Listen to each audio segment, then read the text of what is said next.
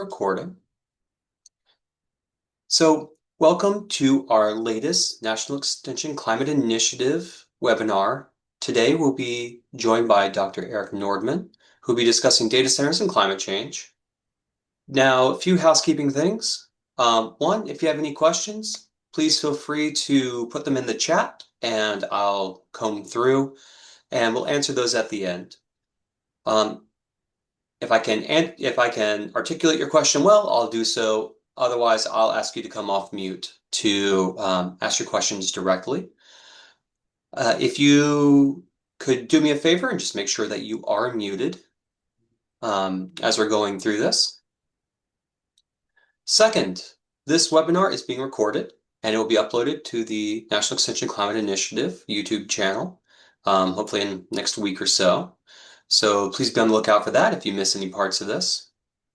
So first, please welcome Dr. Erik Nordman.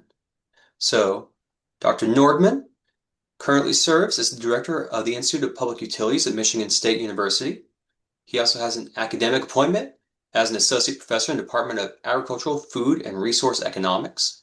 We shorten that to DAFRE here at Rutgers, where I am. His work spans environmental policy, economics, including applications to energy, nature-based solutions, and the management of common pool resources. And Erik, you can feel free to correct me on this, but currently the Institute of Public Utilities is also a branch of extension at Michigan State, right? That's correct. Awesome. So after getting a Ph.D. in natural resource economics, Dr. Nordman joined the faculty of Grand Valley State University, where he served as a tenured professor in natural resource management for about 18 years, focusing on environmental economics and policy. He's worked on a number of renewable energy projects with partners at the university's Energy Center, Engineering Stats departments, and a bunch of other institutions, including Michigan Sea Grant, the US DOE, among others, and also has, as I'm looking through his CV here, a number of international projects that he has worked on as well. Suffice to say, Erik is a very accomplished researcher in his field and has done a lot of very impactful research as it relates to climate change, environmental science, and energy. So with that, I will turn it over to Dr. Erik Nordman, and thank you very much for joining us today. Thank you very much, James. It's a pleasure to be here. Thanks everyone for coming. So let me see. Yes, there we go. So like James said, I'm the director of the Michigan State University Institute of Public Utilities, or IPU. We provide continuing education programs for professionals in the utility policy sector, including regulators, consumer and environmental advocates, and industry staff. We've been around since 1965 here at MSU, but our relationship with Extension is relatively new. It's about 2 years old. So we're still getting, to know one another and how we can leverage all the networks within Extension across the country, like NECI. So I really appreciate the opportunity to talk about climate change and data centers. So some of the programs we offer here at the IPU, they occur all year round and they're live and online. But we offer a week-long course in the fundamentals of utility regulation. That's our flagship course. We offer programs in accounting and rate making, regulatory accounting and auditing, cost allocation and rate design, and a more technical approach to the electricity sector, we call Grid School Parts 1, 2, and 3. So if you're interested in learning more about utility regulation or you know someone who is, please contact us. All right, so today's main topic is how are data centers affecting greenhouse gas emissions, particularly in the power sector? We'll start off with an overview of data centers because they're not all the same. Then we'll talk about why and how we're powering data centers, why they require so much electricity and where that electricity is going to come from. Then we'll move into the core of the presentation, which is about the potential emissions and the potential impacts on climate change. And we'll wrap it up with some policies and lessons for data centers that might be relevant for your relative states. So before we begin, before we dive into the technical components, I wanted to offer this big idea that I've been thinking about. And it's that the technical questions that we're asking and answering about data centers and AI, because these are tightly connected, these technical questions are really substitutes for messy social questions. And it reminded me of a quote that I found in an article years ago. But since you're an extension audience, I think this will make sense to you. It was from an article in Forest History and Conservation. And Stephen Daniels writes, even though forestry's most intractable dilemmas stem from differences in value hierarchies, debates about them tend to be cast in technical terms. As such, scientists are asked to resolve social questions as fundamental as equity and appropriate rates of economic growth by focusing on technical natural resource issues that serve as convenient proxies. And I think that's what's happening with all the questions about data centers and AI. These are really questions about value hierarchies. Um, but we don't have the tools or the forums available to us to really engage in those questions and answer those messy social questions about value hierarchies. What we do have open to us are things like local planning board, zoning boards, planning commissions, public service commissions, and these are designed to answer very technical questions. So your constituents, community members have lots of questions, certainly about the technical questions about data centers and energy use and land use changes and all of that. Those are very important. But also consider that there are really existential questions about what these data centers and the whole concept of artificial intelligence tools are meaning. This idea isn't unique to data centers or even forestry in the 90s. It goes back to the earliest days of the progressive era and the conservation movement. Um, in a classic book, Conservation and the Gospel of Efficiency, Samuel Hayes writes that conservationists envisioned a political system guided by the ideal of efficiency and dominated by the technicians who could best determine how to achieve it.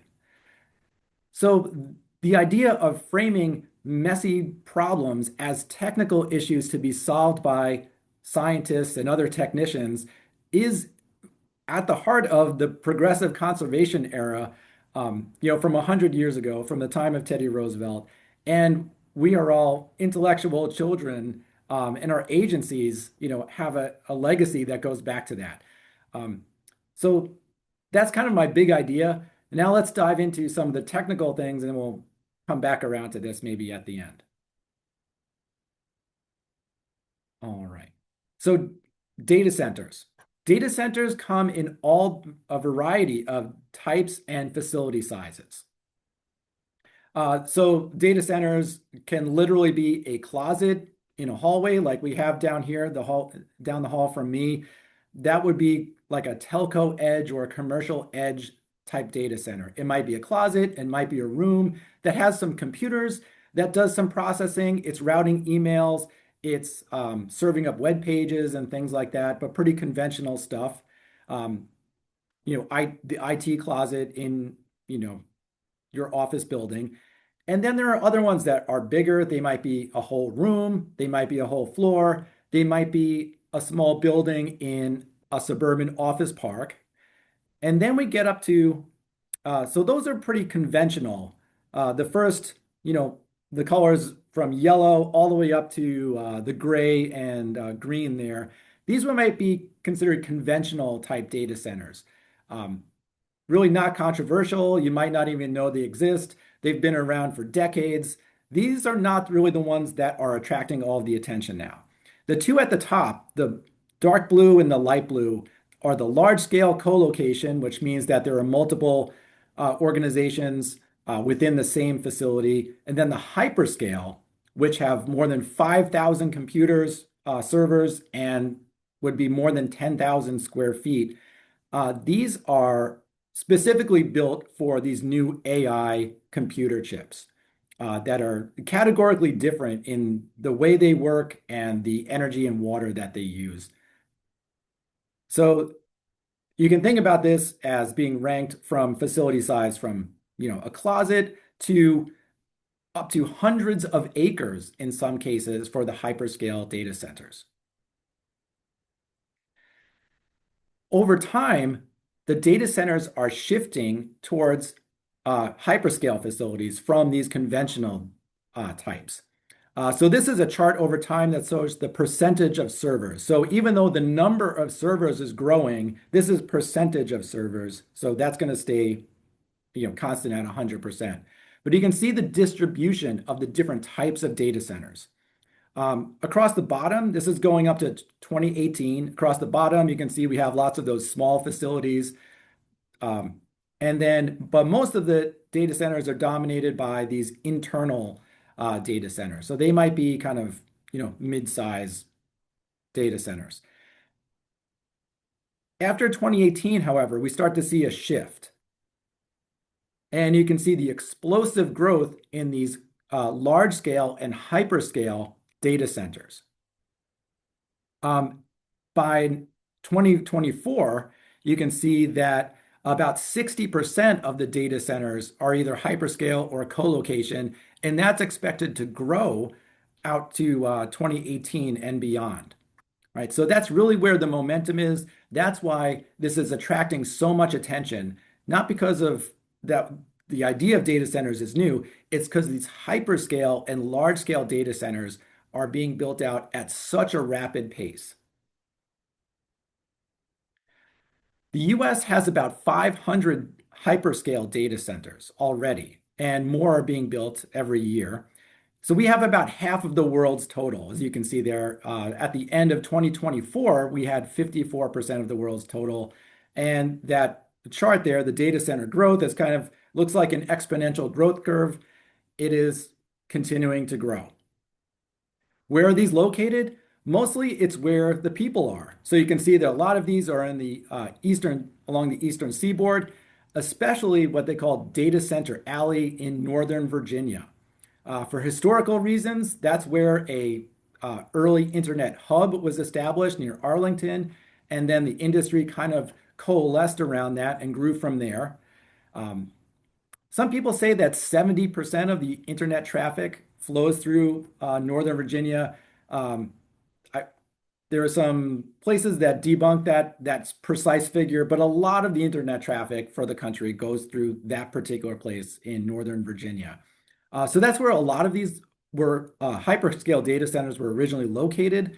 However, you can see wherever there are people and companies, especially like Microsoft in the Pacific Northwest, and other locations, Silicon Valley, that's where some of these are going to cluster, but they're built to serve, you know, businesses and communities wherever there are lots of people. So Chicago, Texas, California, all these places. What are they doing at all these data centers? Most of the data centers are providing public cloud computing services, things like Amazon Web Services. Oh, um, also, you can see that they're providing some social media services. So when you upload a picture to Instagram or you post something on Blue Sky, that's going through a data center. But then if you look at that graph, um, AI is the pink sliver, and that is completely absent from this chart in 2019, 2020, and 2021. It doesn't even show up until 2022, just a little over 3 years ago. But it doubles each year from 3% to 6% to 11% in 2024. And we could continue, we would expect that growth to continue out into the future. All right, so that's a overview of the data centers, kind of what they are, what they're doing. Does anyone have any questions about that? I don't know if James, you're monitoring the chat, or is there anything I need to answer or clarify before we go on to how we power them?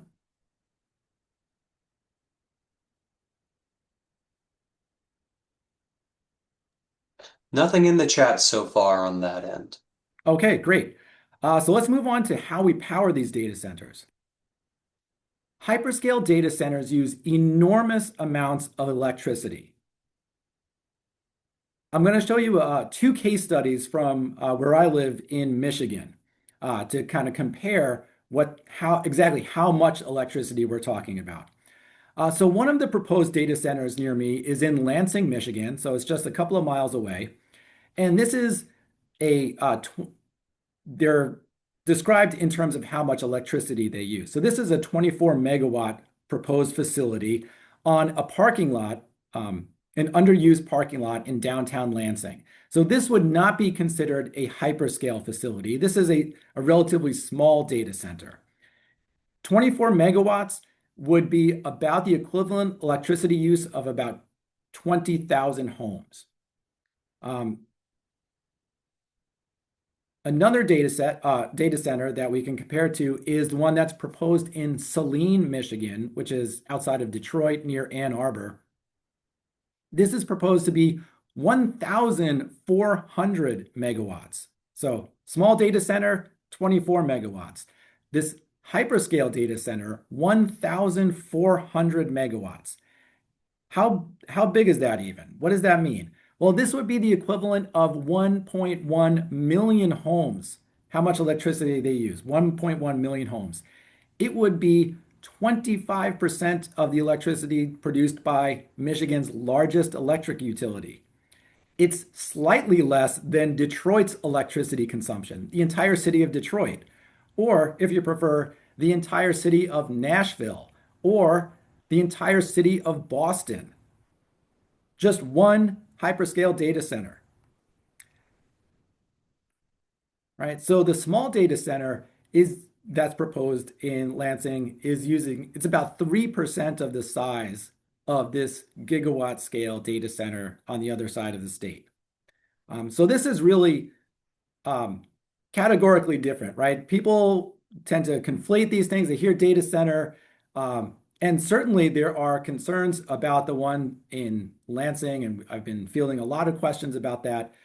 But the impact of that data center um, on a utility that services about 100,000 customers, so it's about, a fifth of their customer base, that's going to be locally significant.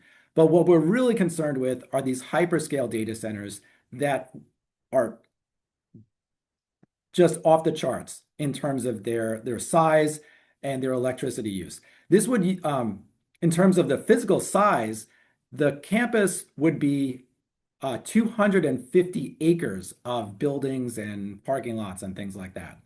So it is quite large, 250 acres for this facility. All right, so that was one data center. We're building these hyperscale data centers all over the country. The Lawrence Berkeley National Laboratory put out a report recently, and they estimate that data centers could consume up to 12% of the electricity produced in the whole country. They're already producing, or data centers are already consuming about 4% of US electricity that's generated. So by 2028, just 2 years from now, we will be adding much more electric demand from these data centers, the hyperscale data centers, specifically for processing AI prompts and things like that. So there's a range. This would come out to about 325 terawatt hours of electricity up to 580 terawatt hours of electricity.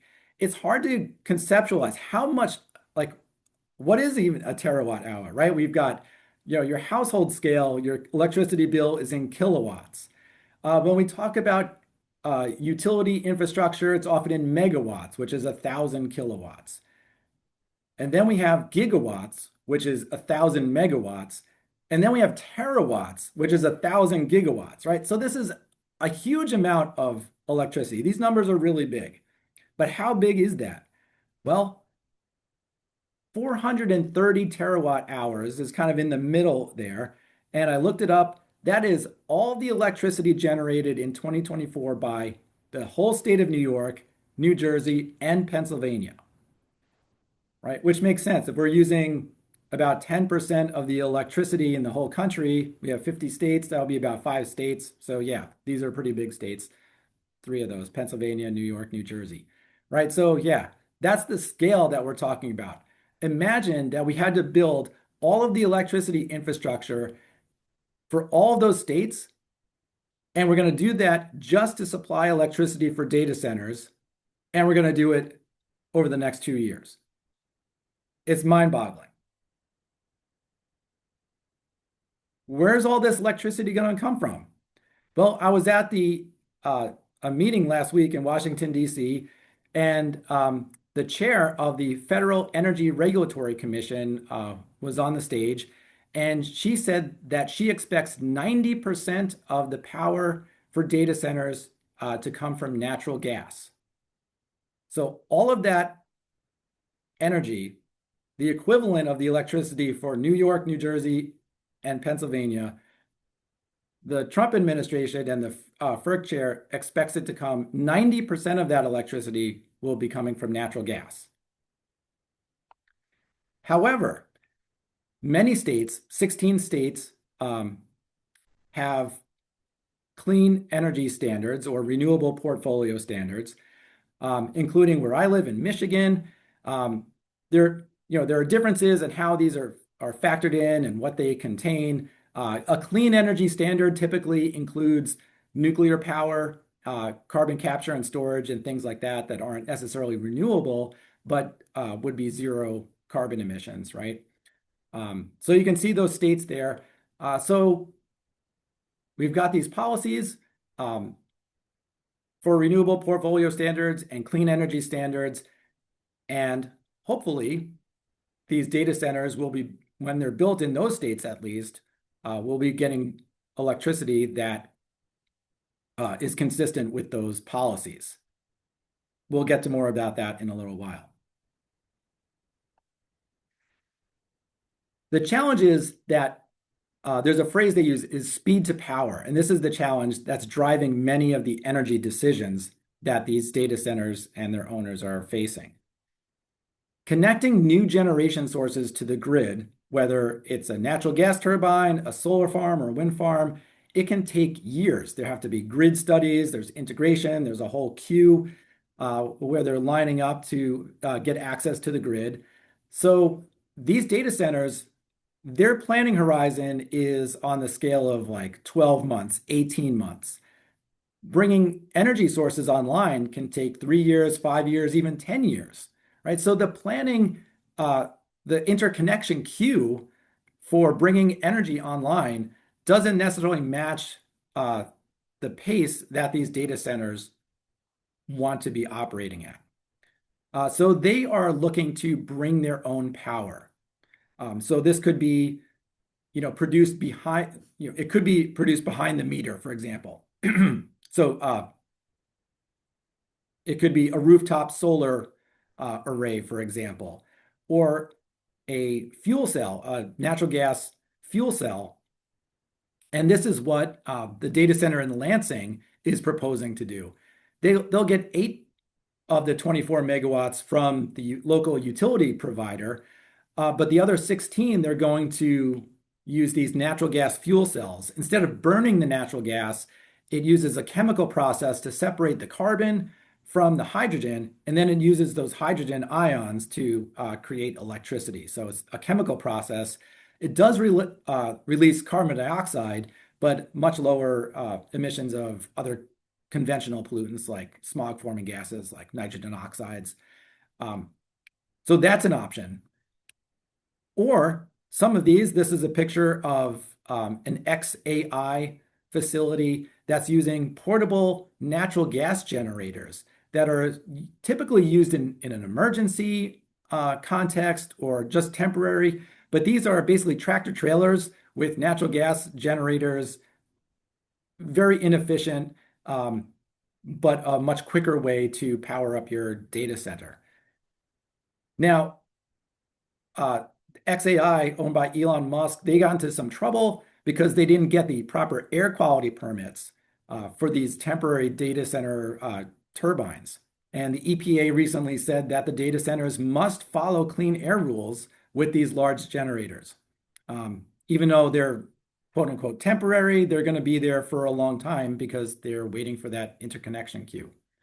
So this idea of speed to power, what's the fastest way that we can get our data center hooked up? Because if we've got the chips and they're just sitting there, those data centers are, burning through a lot of money on with those chips, and they can't make any money if they don't have the electricity to run them. All right, so it's all about speed to power. All right, so now what does that mean for emissions? That's the core question for today. Well, part of it depends on where the data center is located. This is a graph, a chart from the Lawrence Berkeley National Laboratory's recent report that I referenced earlier. And you can see that they coded each county by the water consumption intensity and the greenhouse gas emission intensity. I should mention that water is really critical here. The AI data chips, especially, are very advanced. They get very hot with all the computing processing that's going on. So they have to be constantly cooled to their optimal temperature. And they use water to cool these spaces. And sometimes even they're directly immersed in some sort of water glycol mixture to keep them really cool. So they need water to cool these facilities.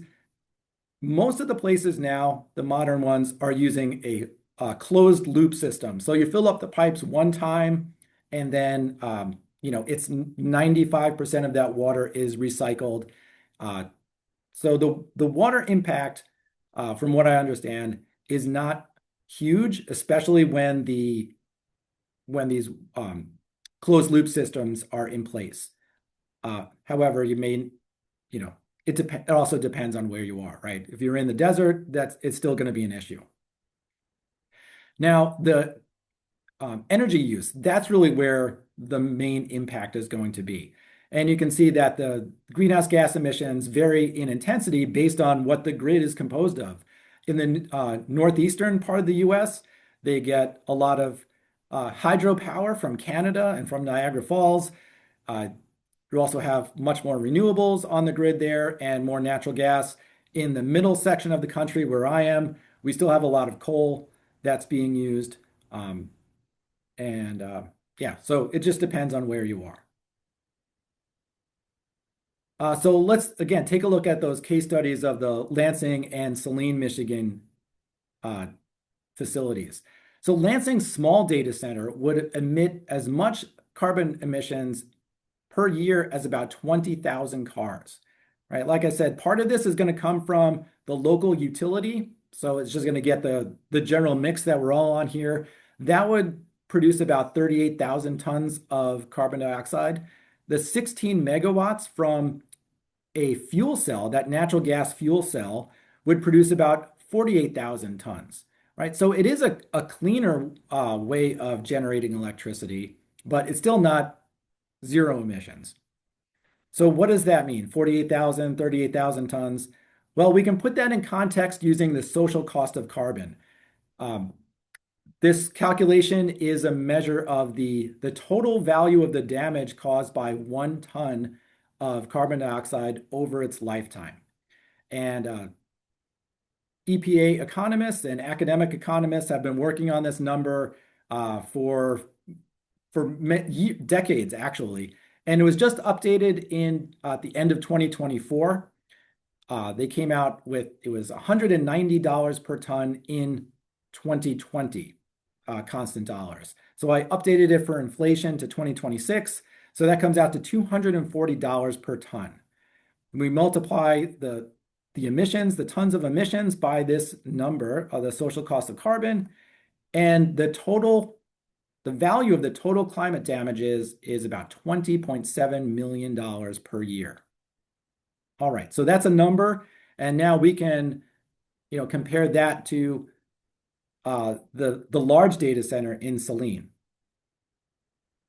This is going to emit much more, and the value of that damage is going to be a lot higher, as you might expect, right? So this is 1,400 megawatts of electricity. So I estimated that this would be approximately between 4.6 and 6.7 million tons of carbon dioxide. Um, the 4.6 number was just like a very general number I got from a peer-reviewed journal. They said that for each gigawatt of electricity corresponds to 3.46 million tons of carbon dioxide. The 6.7 number was a more specific number that I estimated. I did that first and wasn't sure if that was right. These numbers are so big, it's hard to really get your head around it. So when I saw that number in the literature, okay, 4.6, 6.7, maybe the right number is about 5 million tons or, you know, we're in the right ballpark, right? So talking millions of tons of carbon dioxide a year. We multiply that by the social cost of carbon, and that comes out to about $1.6 billion in climate damages each year from this one hyperscale data center. Emissions from these data centers could reverse the decline in CO2 emissions that we've seen over the last 20 years here in the US. The top line there is the total carbon dioxide emissions from, economy wide. We peaked in about 2005, and you can see that there's been, some ups and downs, but a pretty steady decline in carbon emissions. Not zero, we're still pretty far from zero, but we're back basically where we were in 1990, right? We're making progress. That's about an average decline of 65 million tons per year. All right. So what if we add all these data centers, like the Lawrence Berkeley National Laboratory report suggested, that midpoint, like I said, was about 430 terawatt hours. What if all of that runs on natural gas like the FERC commissioner chair expects? That would produce 129 million tons of carbon dioxide each year. We've been declining about 65 million tons per year. Now we would be emitting an additional 129 million tons of carbon dioxide. So not only would we reverse the trend, I mean, we would stop the trend, we would double it in the opposite direction, right? So this is an immense challenge for managing climate change. All right, so we've covered a little bit about emissions. Let's move on with the last 5 or 10 minutes for policies and lessons. Then we'll have lots of time for Q&A after that. Hey, Eric, Oh, yes, can I jump in just a second? sure. Because I think we may have to go back a few slides because David K. Asked um, isn't chart B showing on greenhouse gas emissions by region about averages on the regional grid? I just want to get to it before we got into the next section. So you suggested earlier that most of the new capacity to power data centers on the margins would come from natural gas. Wouldn't that be expected to be true across regions, regardless of the current average mix? So it is a little bit complicated. So their data centers will be, are going to be built today. And like the one in Michigan, for example, the large one in Saline, they signed a contract with the utility DTE. So they're going to be connected to the grid, ideally. That's the plan anyway. So if there's capacity in the system, they're going to be connected to the grid.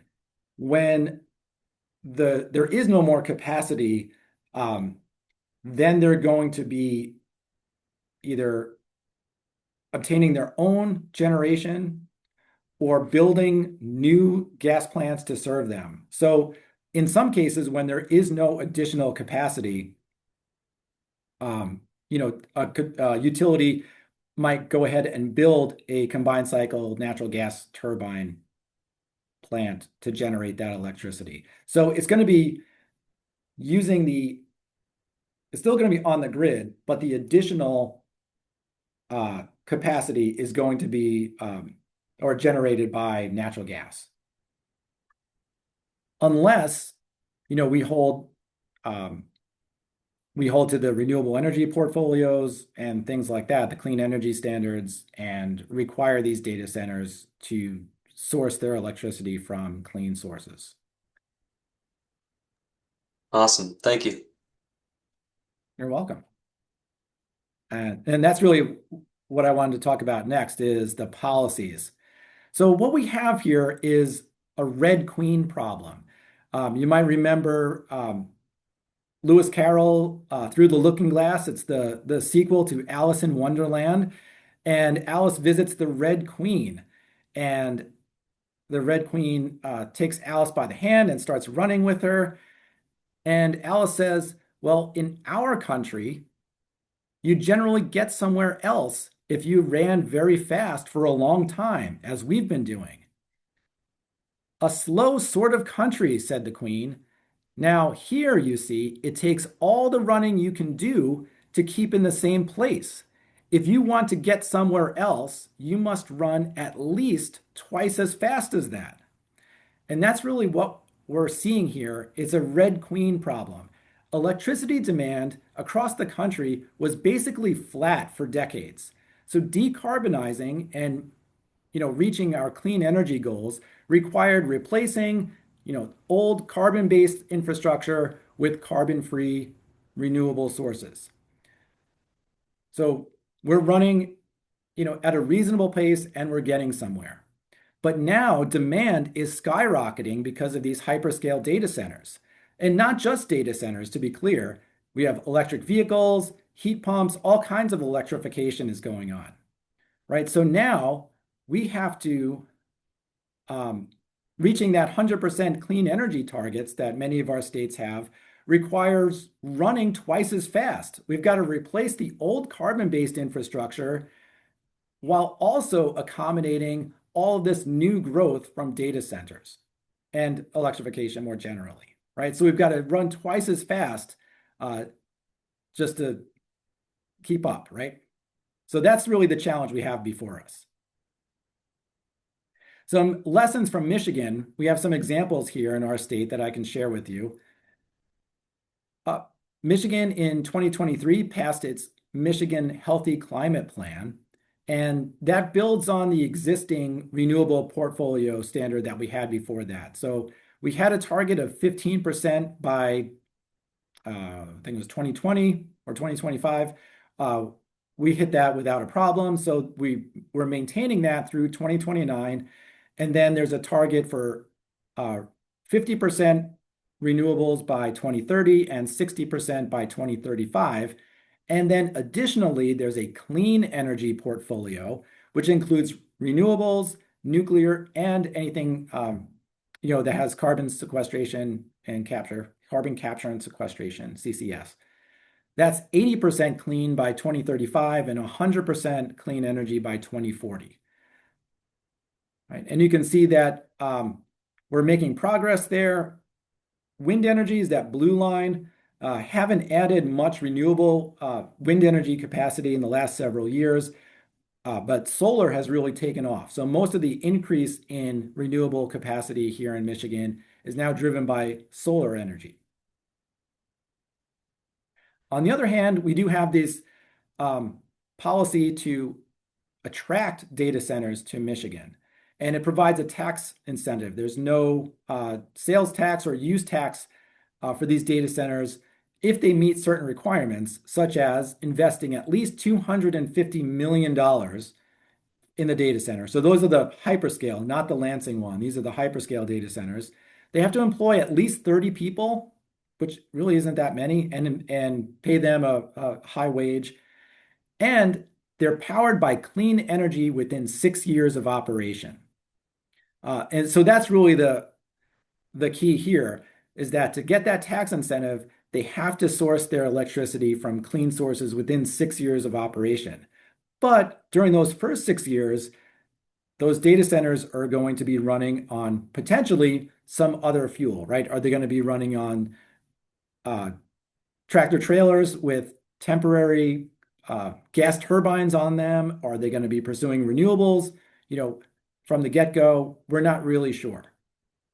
But hopefully, we can hold them accountable um, within 6 years of operation.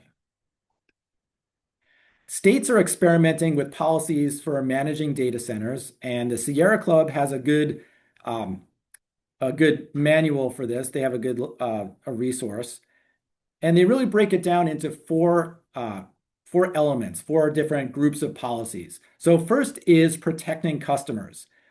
And this can be done through specialized rates for these large data centers. They call them large load tariffs. And this would be also applied to like chip manufacturers, anything that's not your standard, car manufacturer, industrial facility. These hyperscale data centers and chip manufacturers are really in a class by themselves. So we're going to put them in their own special rate class. And yeah, so that's going to kind of wall them off and hopefully will protect other ratepayers. Any additional energy infrastructure that's built, those costs will go to the large load tariff and not to the residential, industrial, or commercial ratepayers. So that's one way to protect customers. Clean energy first is another category that the Sierra Club recommends. This is enforcing those renewable portfolio standards, promoting on-site clean energy, protecting customers from spikes in natural gas prices. Because if these are powered by natural gas, um, even if those rate classes, if you have an industrial and large load tariff rate class, these large customers are still going to be drawing lots of natural gas from the system. So that's going to cause spikes in regional prices, even outside of states that don't have a data center. That could cause regional price spikes, and all of the ratepayers will be affected by that. So it really is important to protect customers, and sourcing it from clean energy is a way to reduce that price volatility from natural gas. There are many states like Michigan have a renewable portfolio standard, but there are also off-ramps. If for some reason the utility is unable to meet the demand, they can get an exemption and continue to use carbon-based electricity sources. And with all this huge uptick in demand, it is probable or likely that some place might start to trigger these off ramps. So we want to make sure that we're holding, enforcing these renewable portfolio standards. The third one is about fair rules. So Michigan has a tax incentive to bring data centers to Michigan because we do have a little bit of slack in the system, because you're able to connect with the electricity grid in a reasonable way, not like in the mid-Atlantic region where the grid is really congested. So, are the tax incentives kind of competing with these other policies for, renewable energy and things like that? So we want to be cognizant and, balance those appropriately. And then finally, protecting public health, making sure that the air quality regulations, especially on um, those temporary turbines, those air quality regulations are enforced and things like that. So stepping back again, that's kind of covers the bulk of it. I wanted to step back and kind of circle back to where we began, thinking about this big idea that data centers and the AI tools that they provide are changing society in messy ways, and that may be good or bad. Um, but it's definitely disruptive and definitely messy. And those big messy questions about AI data centers that include things like your right to privacy, copyrights, job displacement, the ethics of what these AI tools are doing. these are not being hashed out in legislatures. Um, in fact, the federal policy is what they claim is, deregulation. Like they are claiming that we're not going to regulate this because we want lots of innovation. And there was a article last month in Science magazine that picked up on this idea. And here's the key paragraph. Here, the regulation deregulation binary collapses entirely. The Trump administration is not removing government from AI regulation. It is concentrating governmental power at the federal level while deploying it through mechanisms like investment, ownership, research funding, immigration controls, and preemption, not typically classified as regulation.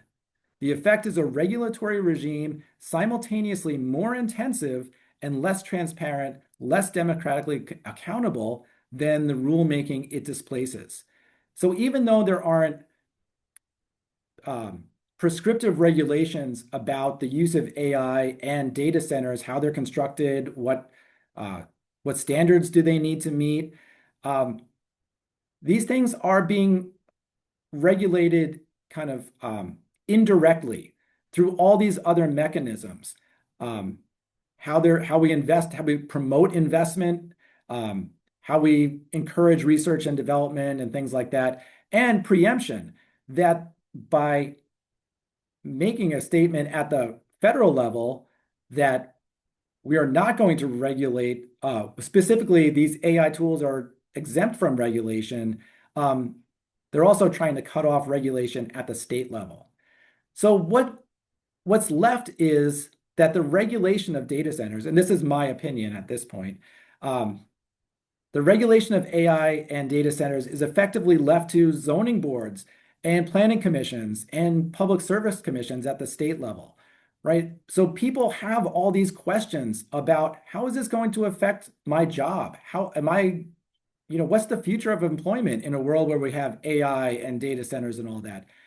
What happens when, a 250-acre facility shows up in my rural community? All these kind of big, messy social questions are being left to, volunteers on a local zoning board in a small rural town.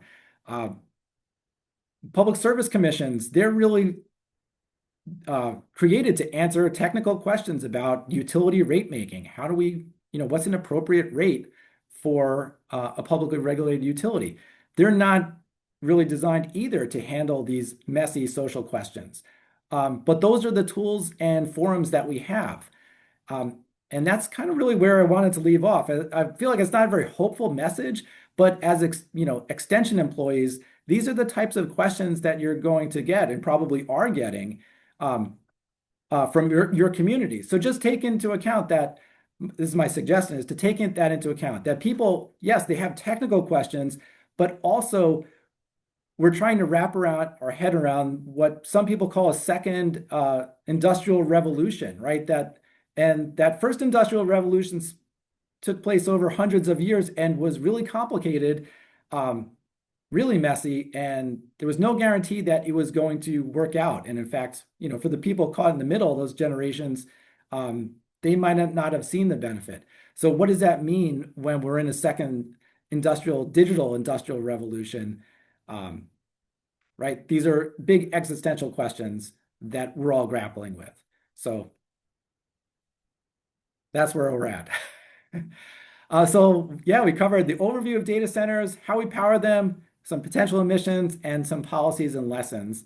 So I really appreciate you listening over the last 50 minutes, and we have about 10 minutes left for questions. All right. Well, thank you, Eric. Everyone join me in thanking him. We got a lot of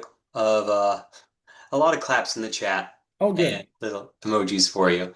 Thank you. So we do have some more questions. So if you have some questions for Eric, please put them in the chat. Um, so earlier, just going through chronologically, David K had asked, maybe it's self-evident, but does the hardware for data centers need to be co-located at a large single site physically? And if so, why? Yes. So that is one of the questions I had, and I have a colleague who's in the engineering department here, and he actually designs efficient data centers.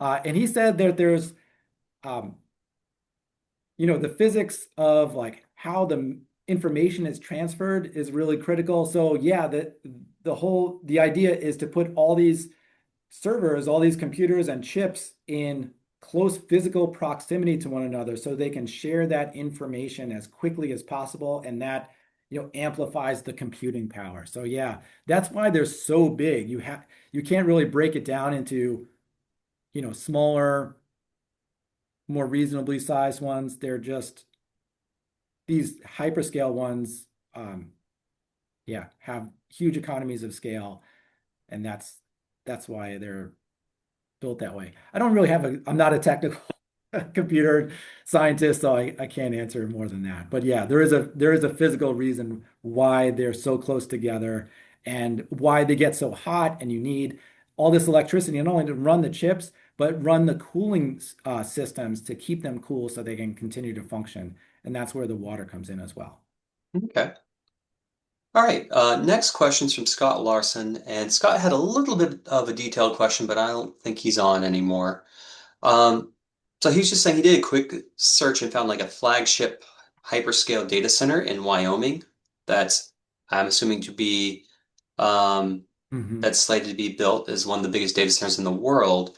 And he was asking, is this due to a lack of clean energy standards in Wyoming, for example?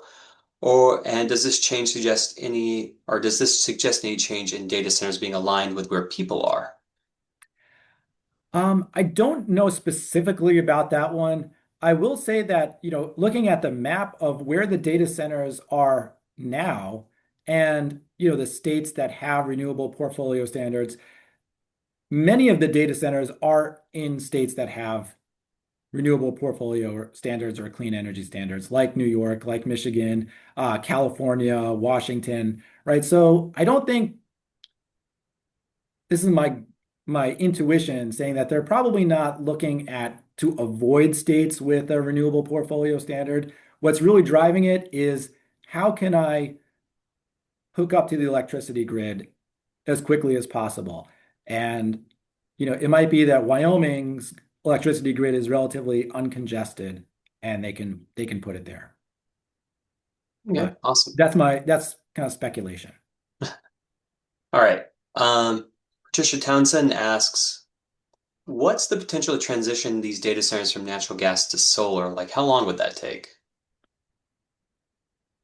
Oh, yeah. So you,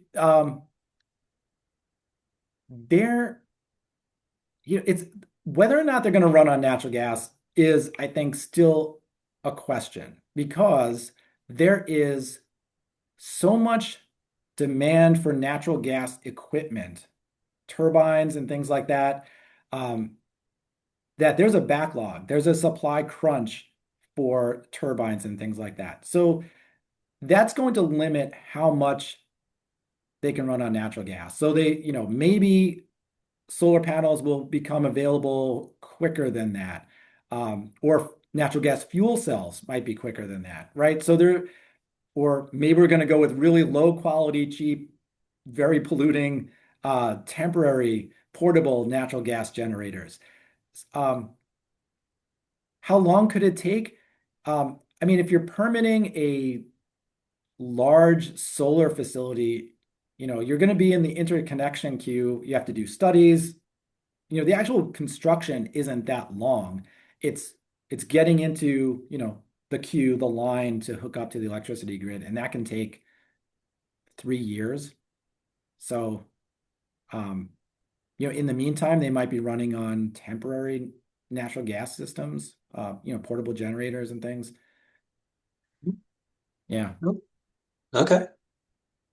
Um, Next, so have a bit of a brain or an opinion, maybe, or Mhm. an argument, one regardless. Um, or getting your opinion on it.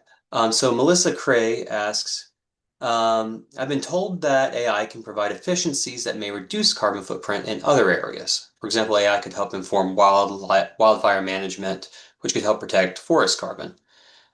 She'd like to hear your thoughts on this kind of argument.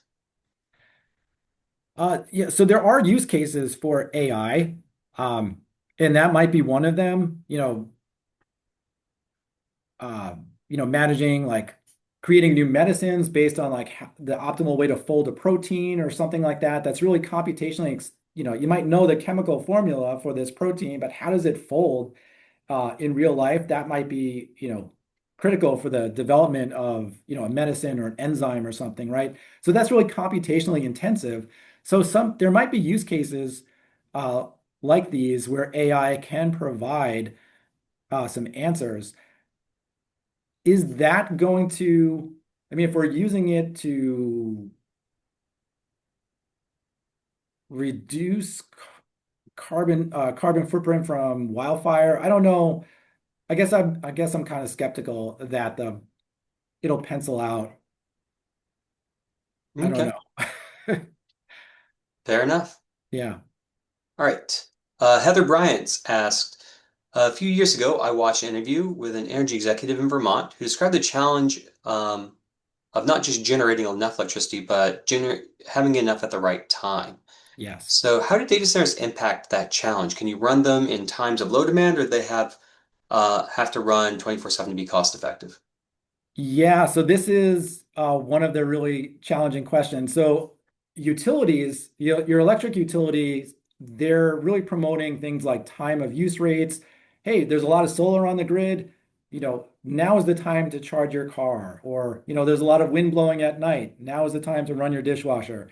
So either just a straight up time of use rate where, that's typically, do things at night when there's often more electricity available than people need.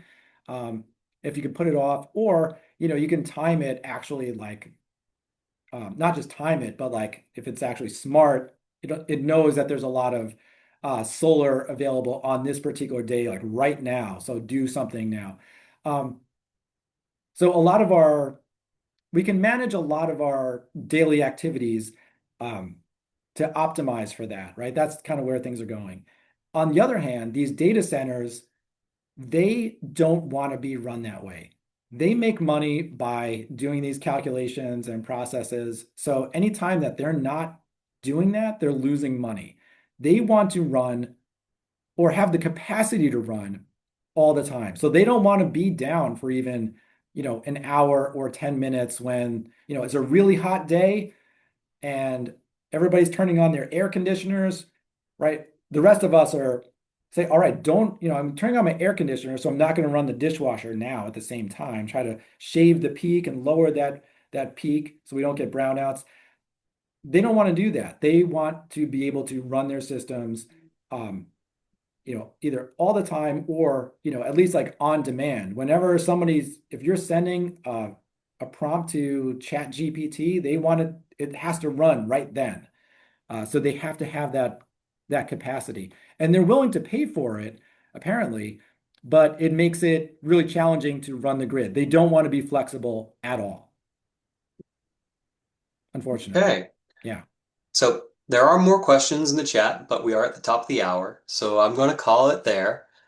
So again, everyone, please join me in thanking Eric Nordman again for his great presentation insights into how all this works. For me, I don't know how it works, so I appreciated I really do appreciate the primer and then the thoughts going behind all of this. Now, I also put a link in the chat. If this is your first time joining a NECI webinar or anything to associate with NECI, please consider following us or joining us. I've included our link to the National Extension Climate Initiative website in the chat, so give that a shot if you're feeling up for it. Second, if you have questions, I'm sure Eric would be more than happy, especially considering that his email is on the screen now, for you to send your questions to him directly to help give you some clarity on anything.